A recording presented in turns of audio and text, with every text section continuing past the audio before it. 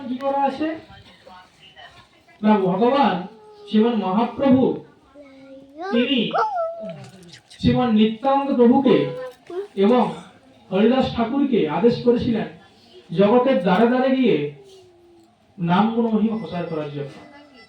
তো সেই যে হরিদাস ঠাকুর তিনি দৈনিক 1 লক্ষ নয়, 2 লক্ষ নয়, 3 লক্ষ নাম, আমাদের তো 16 মালায় করতেই প্রবলেম, তিনি দৈনিক 3 লক্ষ নাম কীর্তন করতেন।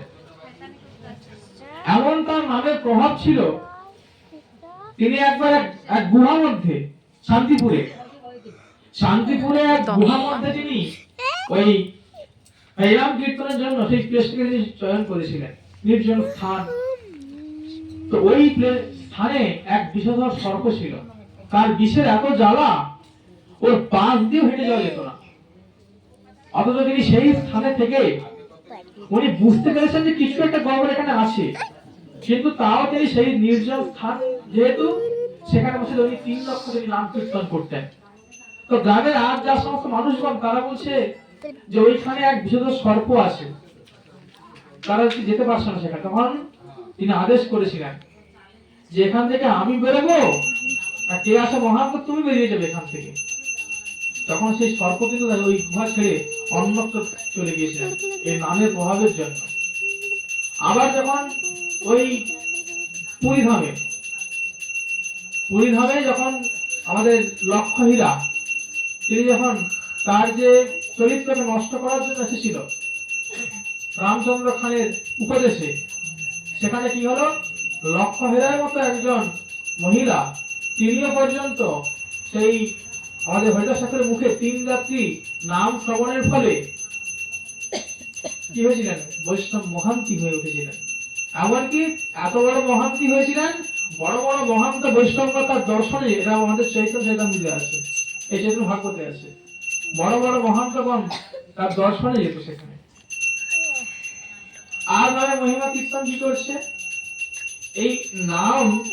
এই নামের এত মহিমা, দুটো যে টপিক বলেছে ওইগুলোকে একটু বিস্তারিত বলে দিই।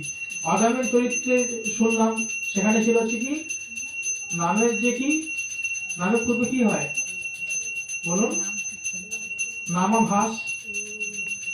তো এই নামাভাসটা কিন্তু নামের পূর্বে আসে। যেমন এই যে জাগতিক সূর্য, এই সূর্য উদিতে পূর্ব যে সূর্যালোক যে আসে রক্তিম আভা, তখন রক্তিম আভা এলে কি হয় না, রক্তিম আভা যখন আসে তখন এই জগতে যত খারাপ শক্তি, ভূত প্রেত পিশাচ চোর আদি যা কিছু সবকিছু পলায়ন করে, তাই না? ঠিক তদ্রূপ যখন এই যে অ্যাকচুয়াল যে শুদ্ধ নাম এর পূর্বে যে অবস্থা বলা হয় তাকে বলা হয় নামাভাস। আর এই নামাভাস যার মধ্যে আছে তারপরে কি হবে না, তার যে পূর্বকৃত সঞ্চিত পাপ, প্রারব্ধ অপ্রারব্ধ কূট রূপে 3 ভাগে পাপকে ভাগ করা হয়। তো এই যে 3 প্রকার পাপ পুরো সমূলে বিনাশপ্রাপ্ত হয়ে যায়। তো এখানে 2 ভাবে ব্যাখ্যা করা ছিল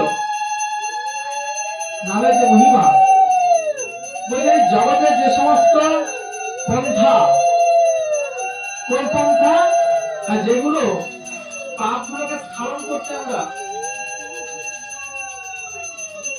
অবলম্বন করি, প্রায়শ্চিত্ত বলি আমরা।